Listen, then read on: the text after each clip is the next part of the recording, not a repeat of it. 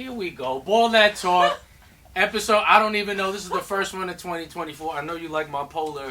I don't know what you call it, but it keeps me warm. It's like right now it's 40 degrees. We're taping this on January 2nd, 2024. Happy New Year. I'm with Coach Dempsey from Hicksville High School. How are you? I'm good. Happy New Year. I'm obviously It's been the best year so far yet. Oh, yeah? 2 Just days. after 2 days, right? I've watched nothing but Twilight Zone today, which is like my thing. I'm Ralph the Ref of REFEREERANT fame. We are Ball That Talk, and we have a special guest all the way from Florida, but originally from here. We were just breaking it down about our roots at Hofstra University. Mr. Gerard Jones, how you doing, Coach? What's going on? What's going on? I love everything. I like the vibe in here and everything. I like how y'all doing it. What y'all do, you feel So he's at the chop shop. There's a couple of remnants of some things that probably remind him from old school. We had a Hofstra University connection. But if there's one item here that you're gravitating towards, or just like have a question mark of anything, because I know there's just a lot of things going on. I mean, your family's in the background watching the Celtics play the Thunder. They're having a whole total different situation. They're texting each other. Yeah. What's one thing that gravitates towards you? Is there an album cover? Is there like a sporting thing? Yo, you know what's so crazy? It's the culmination of things. Like, I like the fact that it keeps you active and busy as far as eyesight and looking around. Yeah. So you got a lot of different ways that you could kind of themes you could actually lock in on and go with. You know what I mean? So just off of GP, I picked up the Ravens. I picked up That's my team. Yeah. And it wasn't my team like yesterday. It's been your team for a minute? 96, baby. Okay. It's 96. Okay. I used to be a Bills fan, right? So Okay. if you were around my age, you were a little bit older than me. But you know, it was around the time like when I was in 4th grade, 5th grade, 6th grade, 7th grade. Got you. And you know what it's like, maybe you might not know, but if you lose the Super Bowl the day after when you go back to school, and you go, what happened to the Bills? Yeah. What happened to the You had that a couple of times. Years. Yeah. So I got lucky that a whole team ended up moving to a place and they didn't even have a name. So I've been a Ravens fan since 9th grade. So I'm a New York Jets fan, and it's been tough for me because they haven't won a championship since before I was born. Yeah. And then we had the butt fumble with my man Sanchez. So it was a couple of rough goals at it.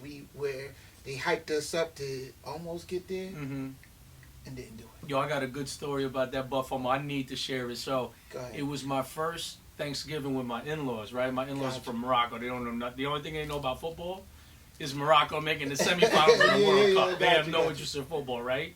Legitimately, they come into my crib, and it was that butt fumble game. Yeah. The first play they saw was that play of football. And they were like, wow, this is entertaining. I'm like, it don't normally go down like that. So imagine getting your introduction to football with that particular play. That play was crazy. I think that was in the first quarter, and like everyone left. Yo, it was crazy because they had such a good run that season. Actually, we had 2 runs. See, it's messed up that Sanchez is known for that, even though he took us to the AFC Championship twice. But now they look at him like, oh, you the butt fumble dude. Nah, That's he's just a color commentator. He's all right. He's living a quiet life. No, he eating. He's still eating. You know what I mean? That USC life wasn't bad for him either. Right. So, first question I wanted to ask you, and this is not anything that you'd be able to ask because you were also interspersed with this question. How do you guys know each other? Oh, that's easy. So, Kelly played basketball, plays still, and she was going over the next level sports out in next level gym out in Huntington a lot. So I have a friend that I play poker with, also play basketball with, named Carlos, and I used to see them playing all the time. So Carlos used to invite me to play sometime. I never got a chance to play, but I always used to see. She was like the only girl out there, and she was giving them buckets. And it was during COVID when you weren't supposed to be outside, but we were outside. Yeah. And she was giving them COVID buckets. You know what I'm saying? It was like she was going in. So I'm like, all right, she all right. So it was, I guess, at this time I'm coaching one of the professional teams. It was a new league that just started called the UBA, Unified Basketball Association. And they actually was training, we was training in the same gym, but in the opposite courts. So I think she had players. Actually, I think I'm not sure how it happened, like initially, but it was introduced through Carlos. I had a girl that I was actually training that ended up being all state at that time, and her being a girl basketball player, and Kelly being a girl basketball player. I also had talked to her about possibly showing her a couple of things in the post as well, I think. But Carlos introduced us, and then it kind of went from there. Yeah, I can see And that. it's been a really nice friendship. Yeah, well, I mean, you were always anchored by the game of basketball. That's Yes. obviously how we met. But Yes. what's so interesting about what you just said, that just brings me back. I was thinking about this today because we're taping this on January 2nd, 2024. The pandemic was 4 years ago now, Yeah. which is That's crazy to think. But I remember early on in the pandemic, I want to say September, October 2020. Next Level was the pioneer in the COVID speakeasies of basketball because Yes, I it remember they had a whole league and they wanted me to ref. I'm like, I ain't reffing, so I got outside. Bro, I was wearing a hoodie, a bandana. I was like, if I'm reffing, I ain't looking like a ref because I ain't trying to get filmed with a striped shirt on. Yeah, exactly. So I was like, yo, if you want me to look like I'm looking like the Asian Tupac, I don't even care. So that's how we would do it in the pandemic. So just a little bit about your background in terms of, because I know you're deeply embedded, you're starting your roots out in Florida coaching, but you want to talk about your background of just sports in general. One thing I did want to talk about was, your come up in football, if you did play basketball while you were coming up as well. And I also think, because this is something that's very important to me, a lot of the girls that I coach in volleyball, they're only specialized. Yeah. So I had this one girl, she's amazing at volleyball. Got you. But you know what I don't like her approach to it is that she only plays volleyball. And I feel like that's just too much pressure for a high school athlete, especially when our season is August, September, October, November. After that, you really got nothing else to look forward to in school, right? Yeah. And you're waiting for the next season. For me, if I was an athlete at this moment in time, I would definitely take the time to play football, play basketball, play lacrosse, just to be more of a well-rounded individual. I just think as you get older and you progress, obviously in your athletic career, that's when you start specializing. But I think you lose invaluable lessons when you just specialize in those moments. But just talk about your come up and what do you think about the specialization of sports and how kids are doing that at the high school level now at this time? So first I want to add to what you say, kind of give you another outlook of that. I can understand why some kids now specialize in one sport, because when we were coming up, we had options of playing other sports. Not saying they didn't have options. So when I grew up, I did everything. I played basketball, baseball, football. Every season a sport was in, that's the season I played that sport. So we grew up doing that. You could do that all the way through high school and not have a problem because everybody was doing the same thing. Now, people specialize a lot younger. So it's different sports that, I'll say for instance basketball. They specialize in basketball at a lot younger age. It started a long time ago with tennis. Let's just go with tennis and gymnastics. When you knew you had a kid that was gifted or talented in that particular genre of sport, you would put everything into that. You would put the house on it. You invest everything you can to get that kid to become the best possible in that sport. So now what happens is you have everyone else doing the same thing too. So your competition is doing exactly what you're doing, or your competition is doing it, and if you're not doing it, you can't compete. Right. They're already here because guess what? While you was playing football and baseball, they've been training basketball the whole year. We learn in a lot of things that, like, I love the book Outlier, not trying to plug a book, but if anybody in sports, I think that is a great book to, like, either listen to, YouTube, read the book Outlier by Malcolm Gladwell. And one of the things that they talk about is the 10,000 hours. The approach of in order for you to be great at anything or master anything, it should be about 10,000 hours of work that you put into it.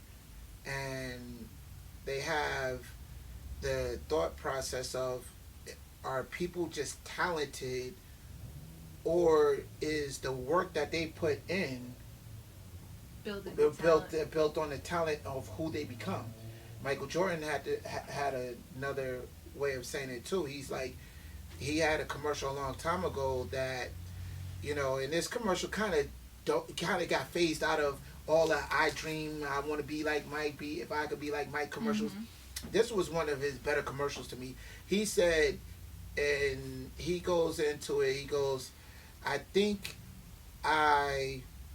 it's partly my fault the way y'all see me, because I think I made it look too easy. He goes, I think I made the game look too easy. I think all y'all remember is the game-winning shots and not the amount of I remember misses. this. He was kind of like towards the end, and he had a couple of missed shots. Yeah, exactly.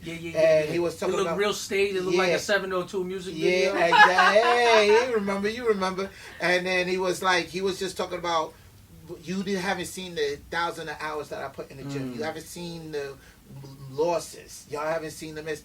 And I tell, especially kids nowadays, my players, anybody I could talk to, I remind them, like, they don't look at failure the same way. Like, they take failure so harshly. And failure is part of becoming successful and becoming who you are. So I tell people, like, who do you think missed the most? So I'll just quiz them real quick, especially my players. I'm like, who do you think missed the most shots in NBA history? Like, I don't know. Kobe Bryant.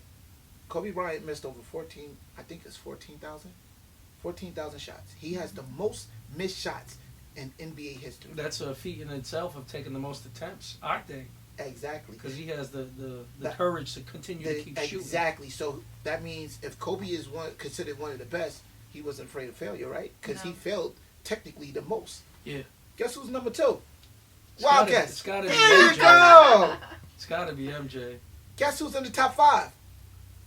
Kareem Abdul-Jabbar. Who's one of the goats Steph with the? Curry. Oh, LeBron. There you go. It couldn't be Steph Curry only because he doesn't have the same amount of years.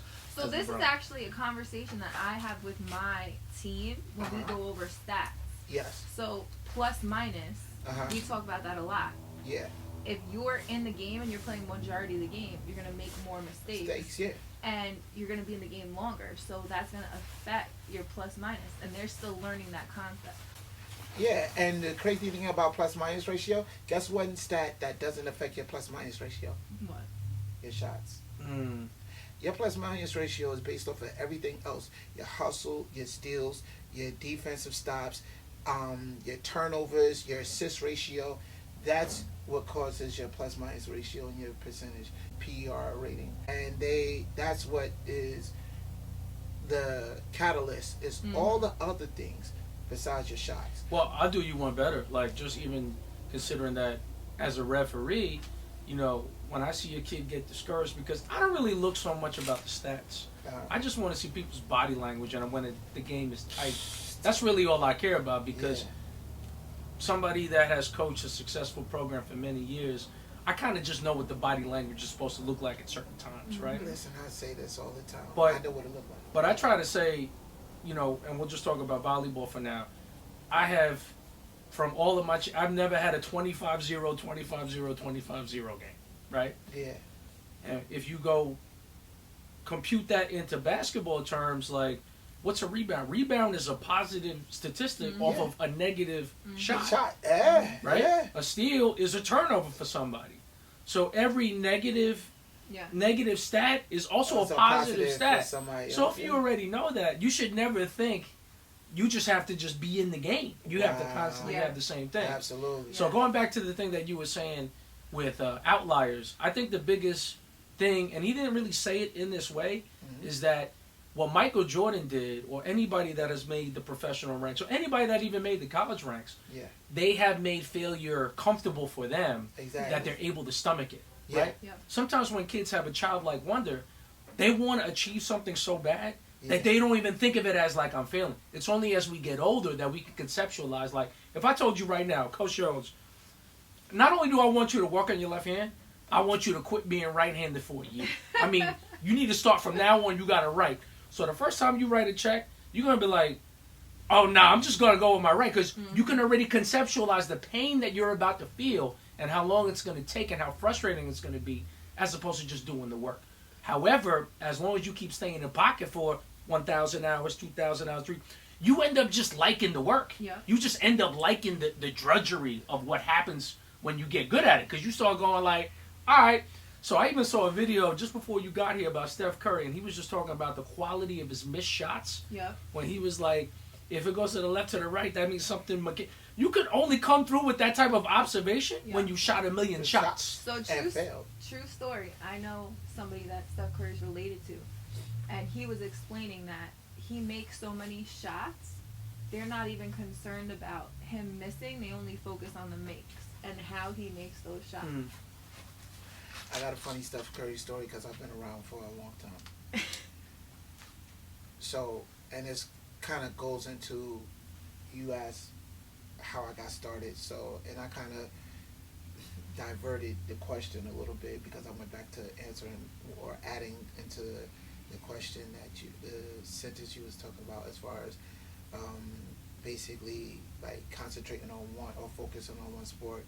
So I started off, and I'm going to actually get this to the Steph Curry story. So let me kind of answer your question and get to the Steph Curry story as well. I played football coming up. I played like 4 sports coming up. I played any sport that I could play, I played it.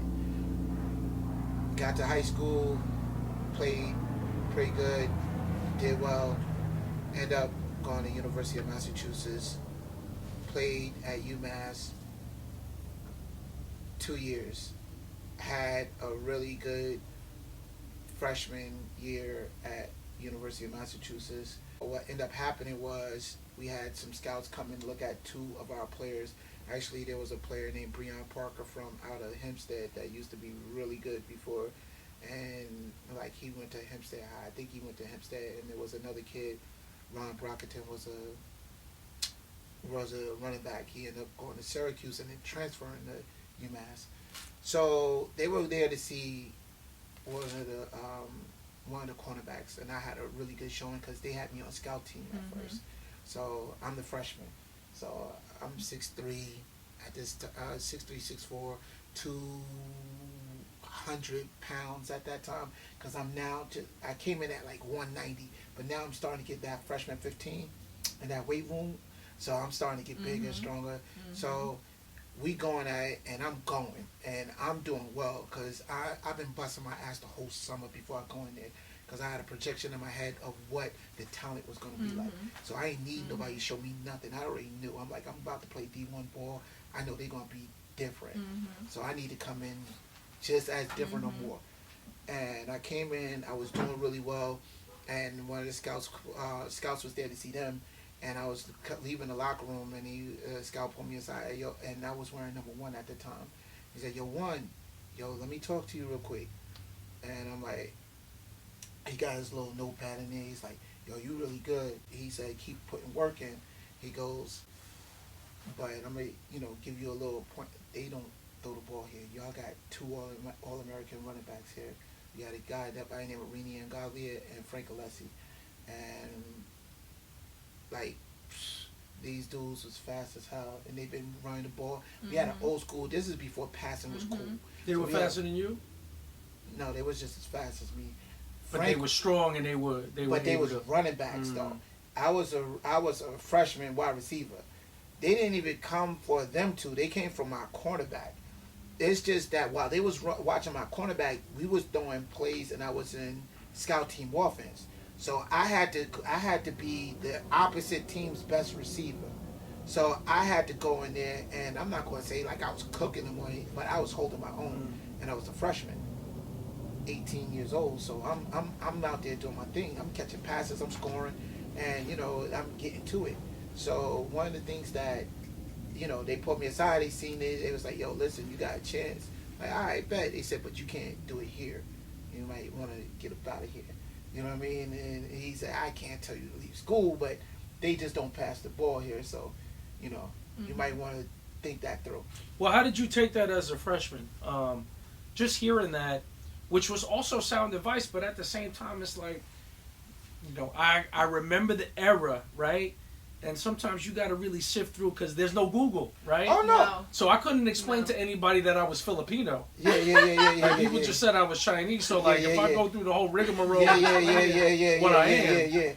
Yeah. Whoever's in the room, you can hear it, but that's it. Yeah. So you have to kind of discern, is this guy, is he full of it? Is he being real? Well, he was an NFL scout. Okay. He was an NFL scout. It wasn't like we had NFL scouts coming in. Okay, so it wasn't like it was. I'm just listening to the dude up the street. Right. It was like NFL scout. So you took what he said to heart. I definitely took what he said because he was there to see Breon. He was there to see. We had another guy named Tony Woods at the time that was a cornerback also that was dead nice. So we had some guys. So I'm like, yo, all right, bet.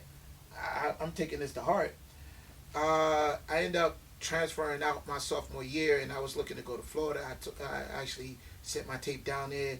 They were just happened to be looking for a tall wide receiver because that Keyshawn Johnson era was popping, and I was in that mode, and I had put in a ton of work since high school, and just put in a ton of work. So my body was different, my speed was different. I was running a 4.5 at that time, low 4.5. So I was getting after it. And one of the things that we did, they had Riddell Anthony and from the Giants, Ike Hilliard. They had Ike Hilliard and Riddell Anthony at that time, and the coach was like, "Hey, listen, we can't give you a scholarship right now, but because I would have to be that time, you couldn't just come and play. If you transfer, you had to sit out that year. Come in, take a shot at it. We like your film. Let's see what happens. These two dudes about to go to the NFL next year. So you'll be done after this year. You come in, take a shot at it." Like, yo, that sounds like a pretty good situation. At that time, I get a phone call from Hofstra, and Coach Dan Quinn hit me up. And because I was sending out film to everybody, but Coach Dan Quinn hit me up because they got a film from somebody that at that time I was close with. And he was like, "Hey, I heard you transferring." I'm like, "Yeah, who's this?" And he's like, "Yeah, this is Dan Quinn from Hofstra." At that time, he was the strength and conditioning coach as well as the defensive end coach. And he's like, "Hey, listen, we throw the ball here. We got a run and shoot offense. We throw the ball. We just got a new quarterback, Giovanni Kamazi, just coming in from Pacific, and we let that thing go." I'm like, "Hey, hold on." Said, "So where y'all?" He's like, "Yeah, we right in Long Island." Like, damn, I didn't want to come back to New York, but all right. So now I got to pick between Florida and New York. And New York is cold. Right. I'm like, yo, I'm trying to get out of New York. I'm trying to, go down to Florida. I just left UMass. And I'm like, all right, you know what? I get to go down here, Florida, big school. They on TV all the time. But then Wayne Corbett had a good year, too, at Hofstra. So Wayne Corbett was playing for my favorite team, the Jets. So I was like, yeah. And then Joe Gardy was the head coach. So I get on the phone with Joe Gardy. He used to coach at the Jets. Wayne Corbett just went to the Jets. That Jets correlation, I'm like, if I go and bust ass, I might get a shot at going to the Jets, too. At that time, that's the thought process. So I'm like, all right, why not? I'll give it a shot. So I came and I transferred to Hofstra. Fast forward, I play. I get a couple of shots. I go to a couple of combines after, and I get a couple of shots with different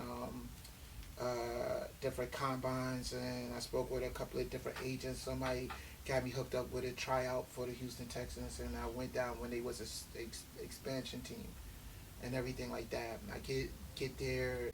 I'm in for about a week and a half. But it was like a cattle call. It was one of those things where they brought in like a ton of wide receivers, a ton of safeties, a ton of everybody. Because expansion team, they get to pick from every team, and then they get to bring in a whole bunch of rookie free agents.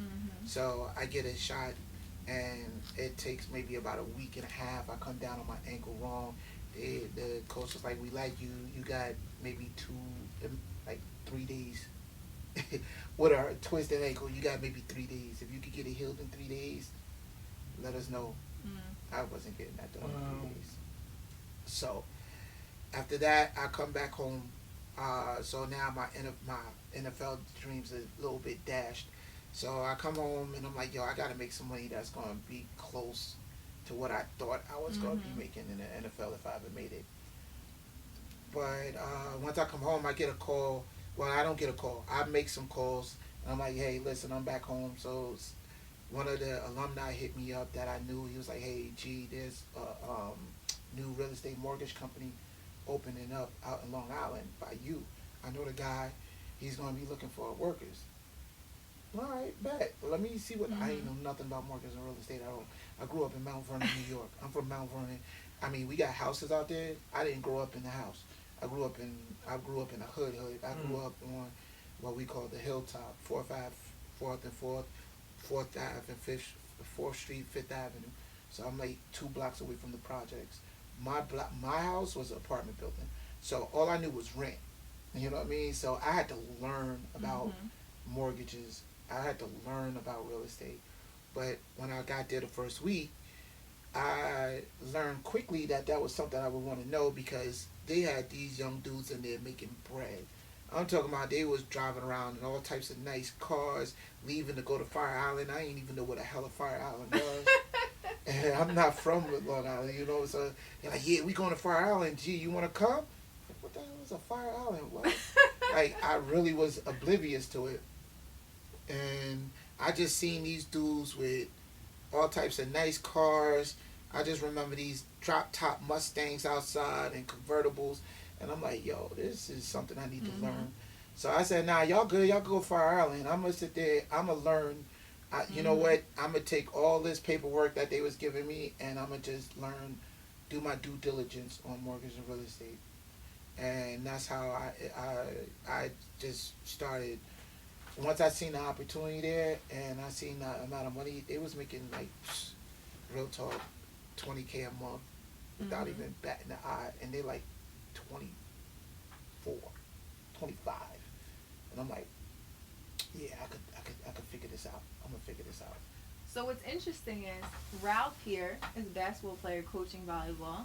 I'm basketball volleyball coaching basketball volleyball. You're a college football player trying to go pro, and you end up coaching basketball. With crazy basketball resume. Yeah. So I really want to know about that, and if you want to mention what's going on with the family and things like that, because it is a family business for you. Yeah. So as I'm getting older, I have a younger brother that's 14 years younger than me, and he is funny because I started him off in football, but he kept growing. He's in 6th grade, 6 foot. By the time he's in 8th grade, he's 6'4" in 8th grade, 6'3", 6'4" in the 8th grade. And I'm like, football probably is not going to be it. We're gonna do something different. Like, you growing like a weed. He calls me, and I'm giving him. I'm trying to see how much he wants to play basketball. So he ends up playing. My town of Mount Vernon, I think right now still hold the record for most state championships in the state of New York in basketball, and at the highest level of basketball.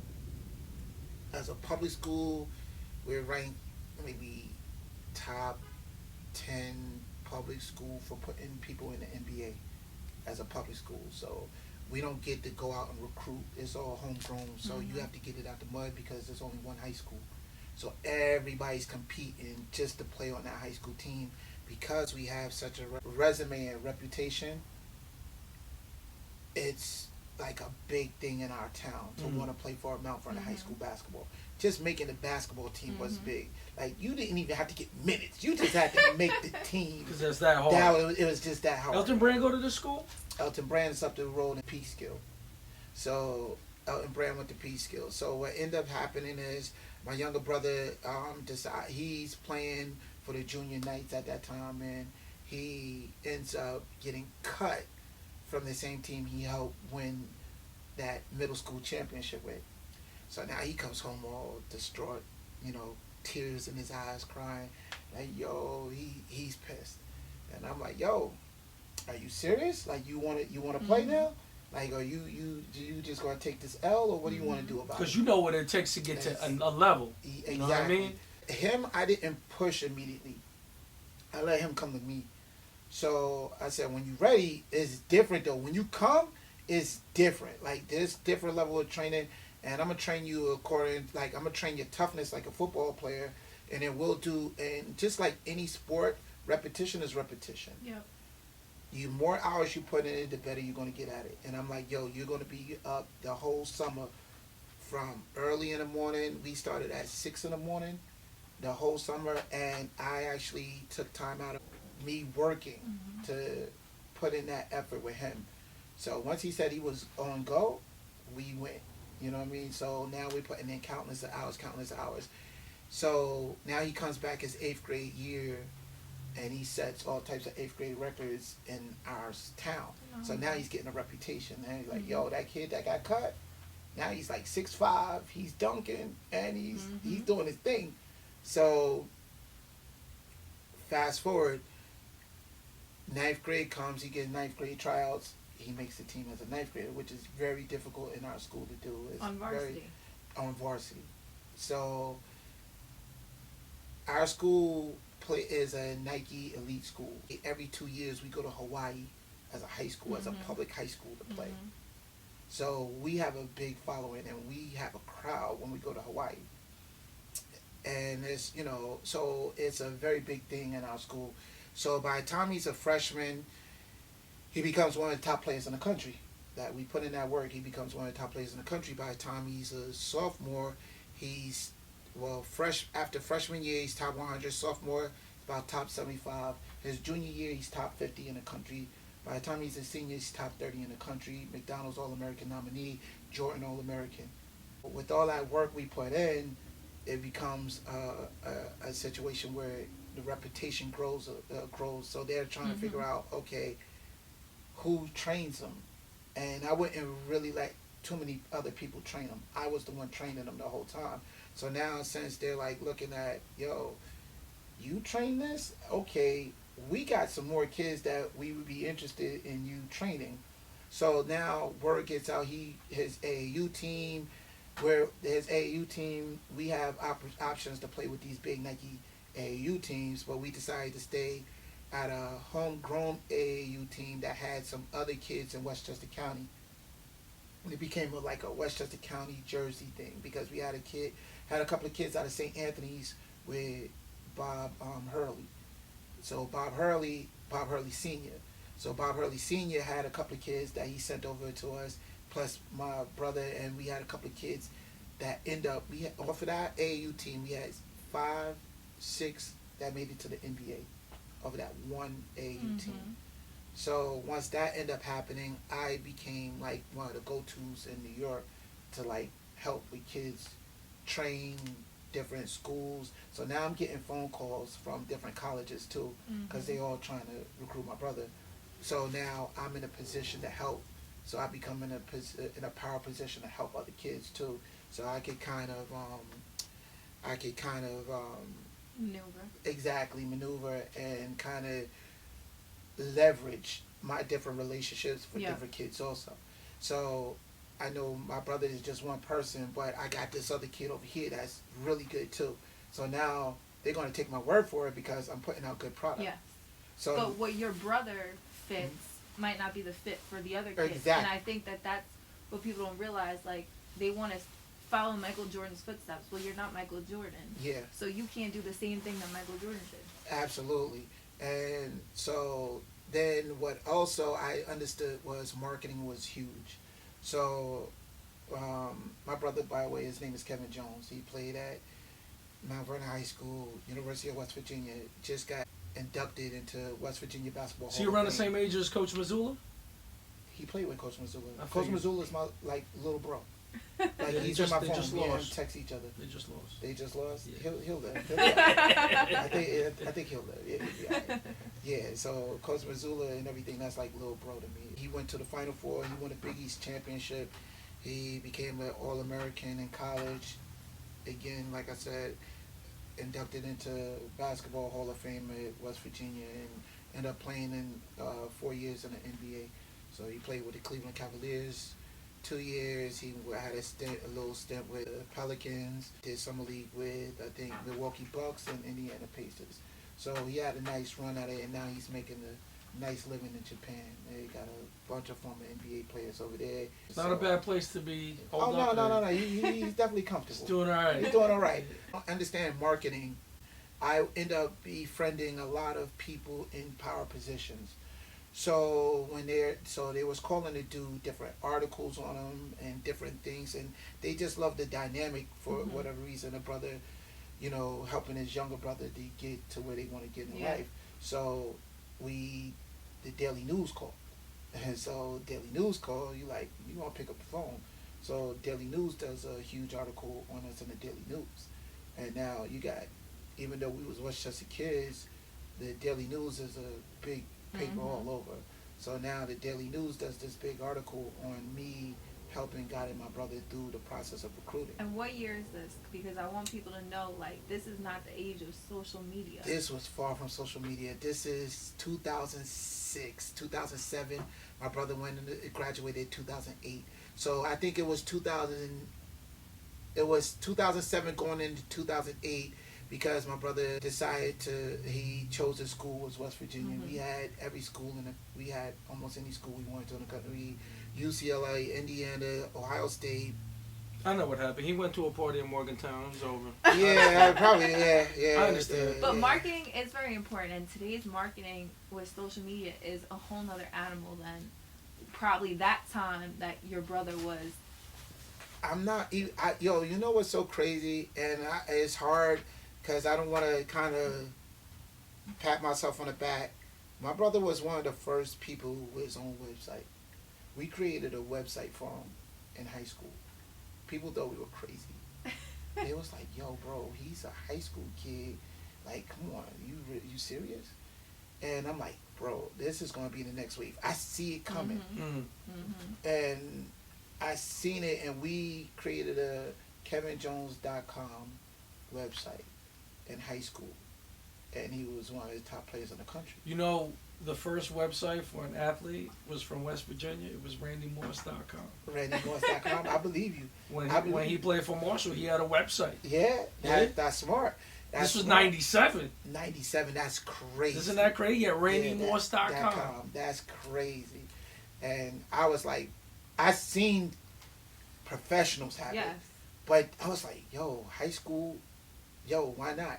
You know what made me even want to do it more? Because I projected too. I did a lot of projection and trying to have vision. So it was a thing where I think it was Shaq that got his name stolen. Somebody took ShaquilleO'Neal.com. They took every version of Shaq.com, and they was doing it to a lot of the athletes. Yeah. And then waiting for them to go pro. And then sell it. And you were like, Kevin Jones, there's like 100,000 Kevin Jones. Yeah. I'm gonna go ahead and get this now. Y'all ain't gonna finesse me out the bag just for the. Nah. So I was like, I just seen so many people like, yo, I wish I would have known. And people had the foresight to think like, oh, yo, this dude is top this in the country. He's top that. I'm gonna just ShaquilleO'Neal.com. I like whoever else.com. Kobe. I seen them. They were like holding people names for ransom. Nah, you want that name back? Hey, come talk to me. And people was paying the bag because they know they like, yo, you know what? I need my name because that's how I market myself. You know what? Here's 50 racks for the name. Whoa, what? Yeah, that's 50 racks. That's how then they kept on raising, and you was hearing crazy numbers. People was like, if I could get 50, why not 250? Let me see if I can get this $250,000 for this name. And they was like, yo, and some of them was giving it close to that number, especially depending on your contract. So I just had the foresight to say, yo, you know what, we're gonna do KevinJones.com early. So I did like 2 versions. I did KevJones.com and KevinJones.com. And they redirected the same place? And redirected the same place, KevinJones.net, KevJones.net. And then redirect, all of them went to the same place, did a bio, did everything, did a pic. He had everything you wanted to know about him. So then it was even easier because now when he was getting recruited, they was just looking him up and anything they wanted to know. They're like, oh, okay. Is that website still up? Nope. It's crazy because it was like we ain't need it no more. We got what we need out of it. You know what I mean? So Right. now nobody really go to websites as much as they go to their social media. Yeah. You know what I mean? So you could sell anything from your social media. You could do anything from social media now. Right. So his social media was the new thing to do. So between there, because of then we had a couple of different magazine articles that we did magazines because now he's a high school player with his own website. Yeah.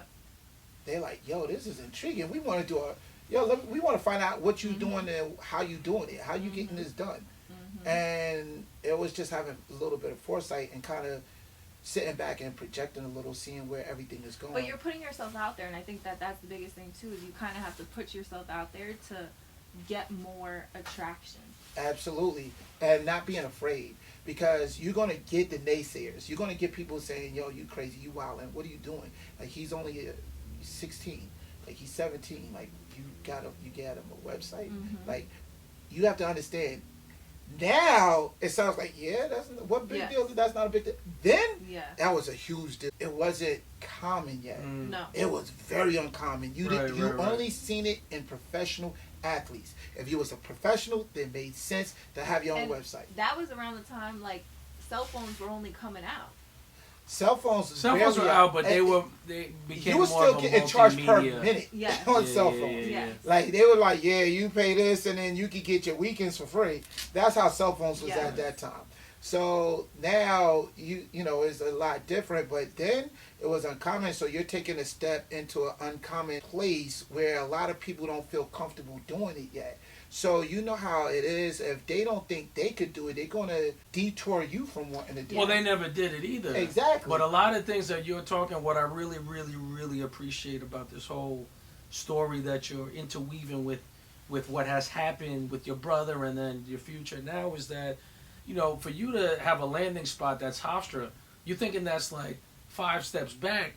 But then when you start thinking about how uncommon of a path that is, because you're like, I don't want to go back home. Exactly. But they produce a lot of NFL players. Absolutely. Right? So you realize that the talent, once the talent is there, they'll come. They'll come. You just have to advertise it correctly because that has a lot to do with it. And I think also at the higher level, I tell this a lot to a lot of people because football different. There's a 52-man roster. Yeah. There's a lot of people that get invited to training camp. Yeah. But basketball in general, there's not a lot of spots. No. Not at all. There's not a lot of spots. So like, especially overseas too. I know so many pros that are still out here that I know they could play in the league, but it's the political part that they just can't crack the code.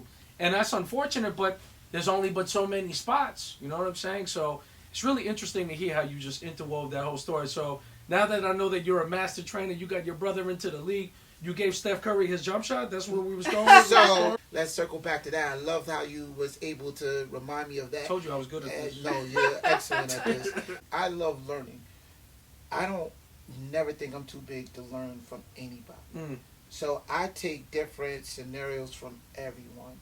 And one of the things that I realized when I was, I guess, my brother was a junior in high school. He's one of the top players in the top 50 in the country. And now what happens is when these big events go, they invite teams that have ranked players. We got a top team too. Mount Vernon has a reputation. So it wasn't like, you know, he was the only reason. No, we had a great team. So is Mount Vernon, we were state champions. By his sophomore year, we won the state championship. Junior year, we came back-to-back state champions and everything. So now we're back-to-back New York State champions. So we're and his AAU team, one of the top AAU teams in the country, without having a sneaker deal. So so now what happens is Del Curry, Steph's dad, at this time it's like almost the king of Charlotte. Real talk. He had finished up playing for Charlotte Hornets. He was a businessman in Charlotte. He was making moves. Like his after basketball, that segue, that transition after basketball, he was doing a really good job at it. He got a couple of companies together. He created a basketball tournament every year, and it was called the Del Curry Shootout. He did that for Steph and Seth to get them looks. So he was bringing all the top teams from anywhere to this event in Charlotte. And then he would put Charlotte Christian, where Steph used to play at, into that tournament. So you had the national game and then you had the regional games. Steph and them played on the regional games. Now at this time, my brother's top 50 in the country. Steph isn't known. Steph is a senior at this time. He's every bit of 5'9", 5'10", high yellow light skinned dude with pretty eyes. That's how they characterized him. Yeah. He wasn't that strong. He was shooting threes from his chest. I remember I had a ton of scouts looking at that time. I was becoming big in the basketball community because of my brother. Yes. You know, I'm not going to act like it was just me. No, it was because they was trying to get at my brother. Right. And I had a few more players that I was helping and advising, and they was trying to get at them too. I'm there, and I'm kind of getting a little bit annoyed. It's crazy to say it now because I see from the other end how hard a lot of players had to go through just to get that attention from a college scout or a college coach. And at that time, I became big enough where it wasn't fun for me no more. Yeah. So there's that side of it where you get sick of the phone calls. And it's crazy to even say that, like, because it sounds ungrateful. No. I don't think it's crazy. Because I know from watching other players that's not that good have to go through just one phone call. Yeah. They would be appreciative of one phone call. It's an unintended consequence from the success that you got from what. That's not what you signed up for. And honestly, it's part of just building the relationships. Because I feel like that sometimes I've built a lot of relationships. So you're pulled sometimes in a lot of different ways. And it's hard to keep up with what's happening. It was a good, bad thing, but you have to know how to manage it. And at that time, it got into a point where we did our job to a point where I'm like, okay, cool. But it was like you wanted to turn off the phone sometime because you're getting calls from all over the country. Where I understand where a kid would just want one call from any of those coaches, I'm getting 1,000 of those calls every day. Not even exaggerating. I'm getting easy 15 to 20 calls a day. Maybe from the same school twice. So now at this time, I'm at the event and we're talking, and I'm talking with a couple of scouts, and I'm not going to name the school at this time. I'm there, and I'm kind of tired of hearing about my brother right at this point because they're just asking me nothing but questions about him. So I want to kind of divert the conversation. I want to change it. Yo, what other kids are here? Like who else is here? So they're like, okay, well, I'm like, yo, don't Dell got a son that play here? And they're like, yeah, but he all right. I'm like, I want to go see him. Where they at, the other court? I bet. I just wanted to go see because it's Del Curry. You got to understand, Del Curry was a killer back in his day. Absolutely. When he was him, Larry Johnson. Well, not even that. Like, so wherever Steph Curry was at that time, you still got to remember his father's a professional athlete that played in the NBA for 15 years. So no matter how much you train, no disrespect to you. Yeah. When he shows his NBA habits to his kids, it's just a different type of learning. Exactly. It just is. And what I wanted to see was this is where I go back to wanting to learn. I wanted to see what he does. Like, I want to see if anything we're doing is anything comparison. Even though at this time we're the ranked ones, we're the name. Right. He was still developing, but at this time it was just he wasn't where he needed to be at. And that's why I tell the kids all the time, I literally seen this with my own eyes when Steph Curry was not ranked. They said that he wasn't even going to get a Division III look. Yeah. The coach that I talked to, it was like 2 different scouts. They were like, yeah, he'll probably end up going to Virginia Tech. At this time, Seth Greenberg is the coach at Virginia Tech. So they're like, yeah, he'll probably go to Virginia Tech because Del Curry went there, and Del probably will get him a walk-on at Virginia Tech. If not that, he'll probably use his influence to get him at some D3 school. Like, word, all right. I hear things. I'm like, okay, I want to see it for myself still. Okay. I know that's your opinion. Yeah. Let me formulate my own. I go see him, and this dude's scoring buckets. Like, he's scoring buckets. He's shooting it from the chest, but it's like whop whop, and letting it go, and it was going in. Like, yo, dude is alright. Yeah. And he can, and I'm like, they're like, yeah, but he's little. He like 5'9", 5'10". I'm like, but his dad is 6'4". So it's a good chance he could get still growth spurt. I've seen dudes do it. Anthony Davis was like 6'4" in high school, and he's almost 7 foot now. Right. Yeah. You know what I mean? So I've seen it. So I'm like, okay, well, he still got a chance to grow. If he could grow and he got these skills now, he got a chance on being something. I'm not going to be like I was the first one to think Steph was going to know. I'm just looking at what I see, and I've seen a lot of basketball at that time. It was just, okay, you know what? This kid can play. Like, Yeah. y'all just throwing him off. You have a higher expectation of him because he's Del Curry's son. Right. Yes. So you misjudging him now because you want him to be that right now. Yes. I seen it with Michael Jordan's sons.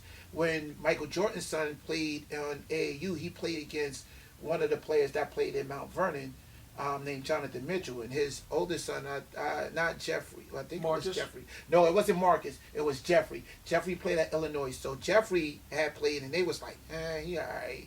I'm like, y'all comparing him to Michael Jordan, bro. Yeah. Like, you can't do that. Like, he's Michael Jordan, and you talking about Jeffrey's all right. And then Marcus went down to UCF, and they like, hey, this younger one is a little bit better, but he ain't no Michael. Like, there's nobody a Michael. What are you talking about? It's not like he ain't no Michael. Nobody's no Michael. So I'm looking at it, and I just realized they compare these kids to their dad immediately. Yes.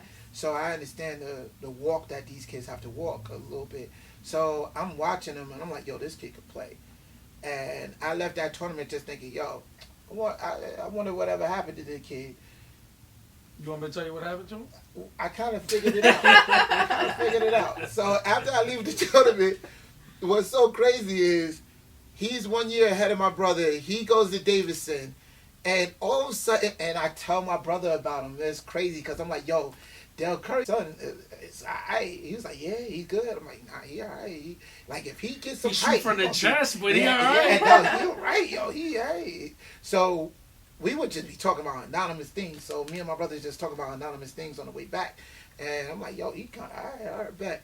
So fast forward 1 year, Davidson coach McCollum gives him a shot, comes to Davidson. He was his only Division I offer.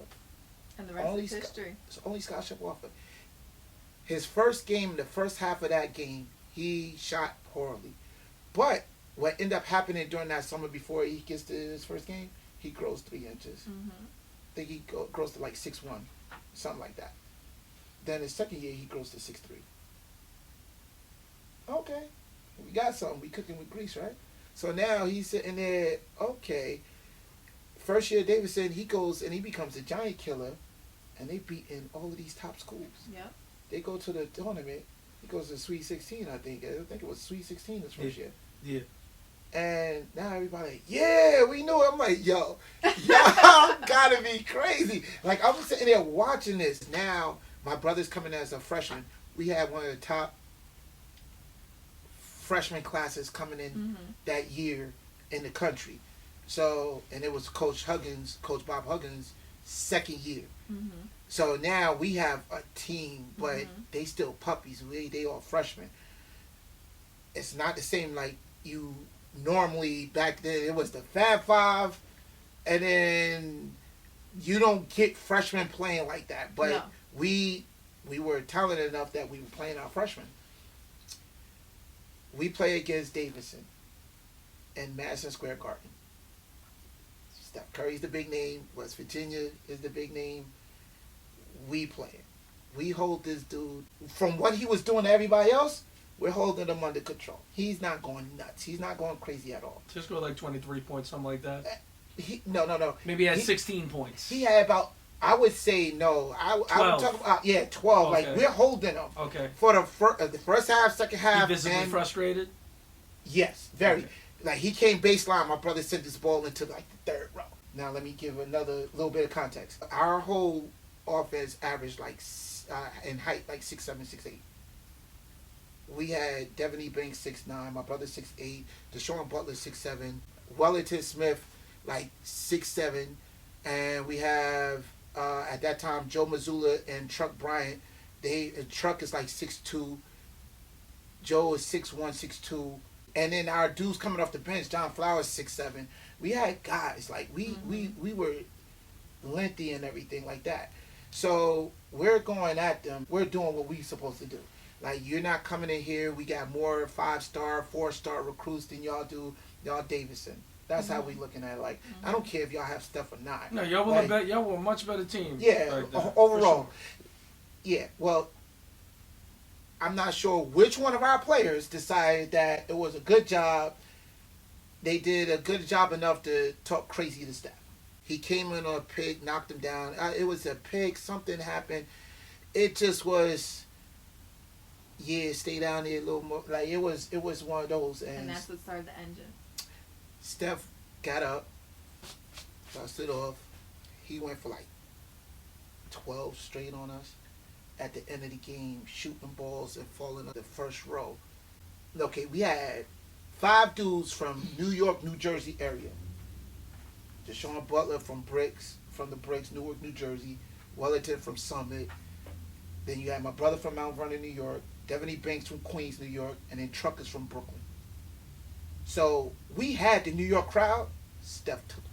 Like, real talk. It was like... At Madison Square Garden. I'm in the, like, maybe 10th row watching this. And I'm sitting here watching this dude shoot everything. Lights out. And I'm like, yo, this dude, all right. Mm-hmm. Yeah, all right. Yeah, I'm not even going to talk about what he did, but sometimes when he hits shots, I'm just like, he clearly talks to God while he does this. Some of the shots are just like, what do you do? And the showmanship. I think it's really the showmanship that really, really... You remember that Game 4 against the Celtics 2 years ago in the championship? When he dropped like 50 points? It was something crazy. It was just crazy. It's just like, what I really like about him, he gives the people what they want. You don't even have to be a fan of him, but he gives the people what they want. But like we talk about the work, like he had to put the work in. Oh, yeah. He reconstructed his jump shot. I mean, you think about...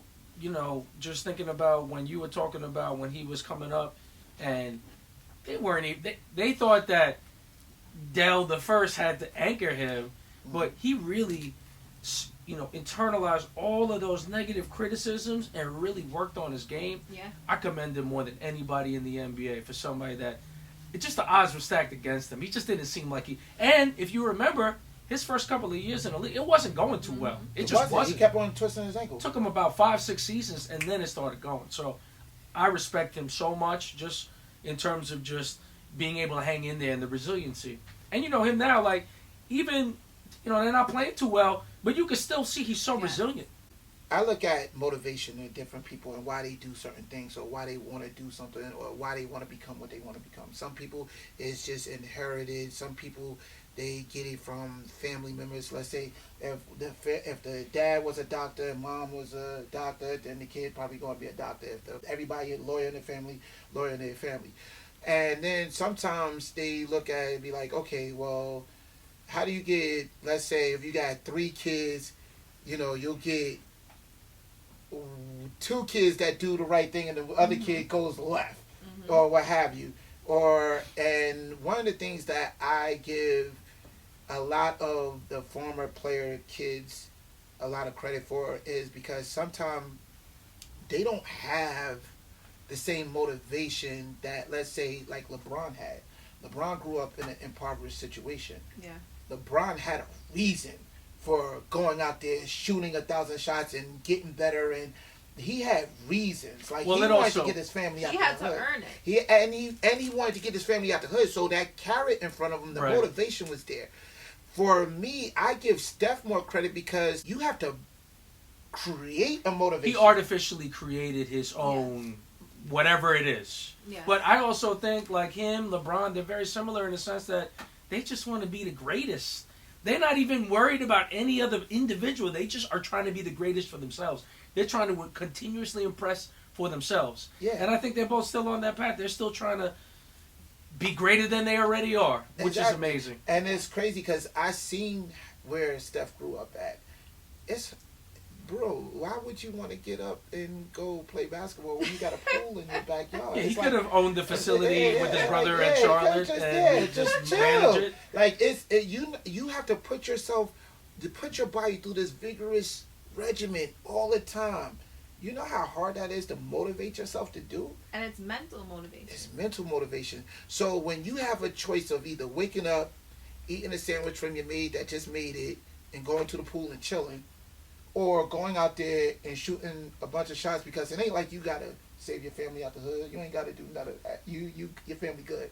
Your dad transitioned from basketball to a really good situation with business. But like I said, it was normal to watch his dad shoot 600 jump shots. Yeah. And I'm sure it's mesmerizing to just watch it keep going in. Yeah. You're probably like, I want to do that too. Yeah. I want to do half of that. Yeah, and that's what I'm absolutely. saying. It was much more normalized for him in that regard. Yeah. You know, I'm not discrediting what his upbringing is. But yo, if you see a person shooting 600 jump shots in a row, and it's like, I mean, one time I remember Speedy came through to the rec center. This was already when he was on the Spurs, right? Okay. He came in, he just shot. He was just casually shooting, and like, you know, like in the NBA, he wasn't known as a shooter or anything like that. But when you see him take 100 shots and he makes 98 of them, you're like, wow, NBA players are really like that. Yeah. Because you don't think of him like that when you just watch. But I've seen him play in college. You've seen him play in college. Yeah. You know what he's capable of. But not everyone in mass thinks of it that way. I guess final thing, because we go. Well, my question for you is, what's happening now? What's the next step? Yeah. What's going on in your life with what you got going on sports-wise? So right now, I'm currently the head coach of Victory Rock Prep School down in Bradenton, Florida. I'm the head coach of the post-grad team down there. And we have a good amount of players that are doing really well. Our team started off not, I guess, with the expectation that I think some people have for us. The way I coach very defensive minded, and I like trying to create dogs, like that dog mentality. I need us to go and get it. You're bringing New York to Florida. Yeah, bringing that New York attitude to Florida, and my upbringing in Mount Vernon is that's all we know is go after it, go get it. We're gonna out hustle you. We're gonna outwork you. We're gonna out whatever we need to do to win that game.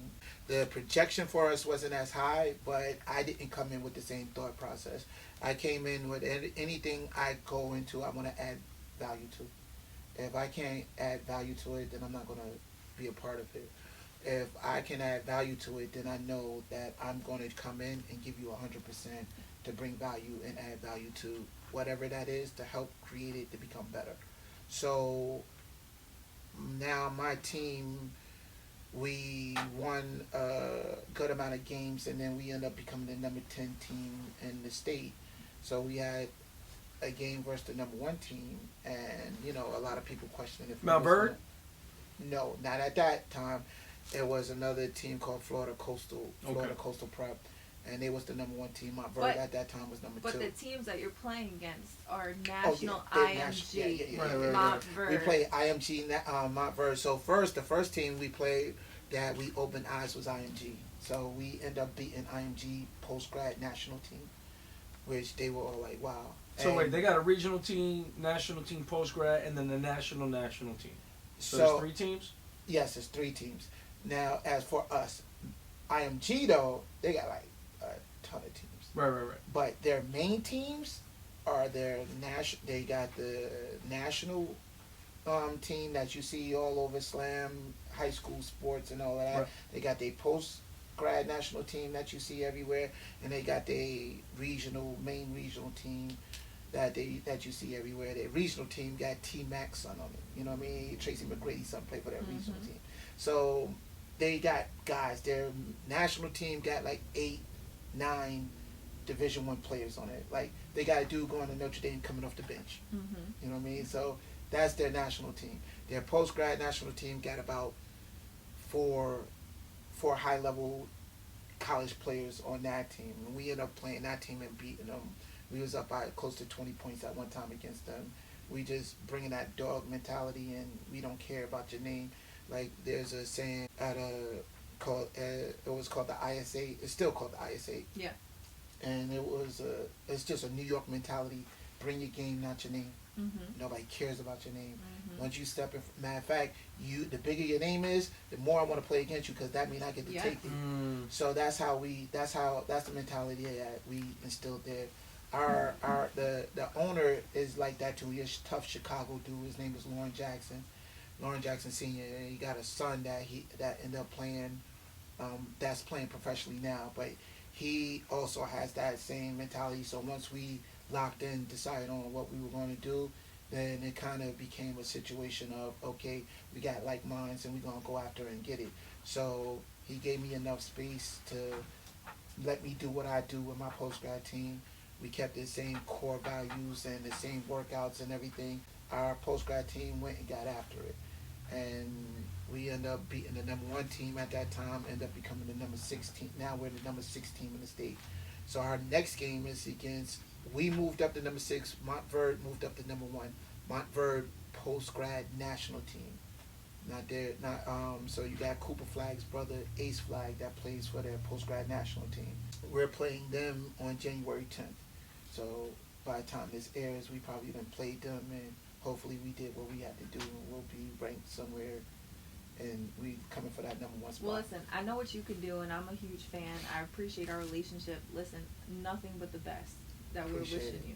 Absolutely. Yeah, Absolutely. man, and this is so cool. I'm pretty sure we're gonna. Now you told me that you like learning. Yeah. I like to learn too, and I can tell you some things about volleyball at least, and Absolutely. connect with my boy Coach Francois, who's the head coach at Osmar Christian, and I'll get you his info after that. But man, Absolutely. really cool to chop it up with you, man. Any final words you want to say before we bounce? No, y'all doing a great job with this, man. Well, nothing but the best. I see the vision that y'all have with it. Y'all both do a really good job at interviewing and prepping and making the guests feel comfortable. So y'all doing y'all thing as a host, and anything I could do to help, y'all need any calls to be made or anything like that, I definitely help get that. Whatever y'all need to get done, you know what I'm saying? No doubt. I'm excited that this is how we're starting the new year off with you, Coach Gerard Jones. Appreciate it. I'm excited that y'all gave me the opportunity to sit down with y'all guys, and y'all keep going. Thank you, Coach G, Ralph the Ref, Coach Dempsey, with Ball That Talk. Peace.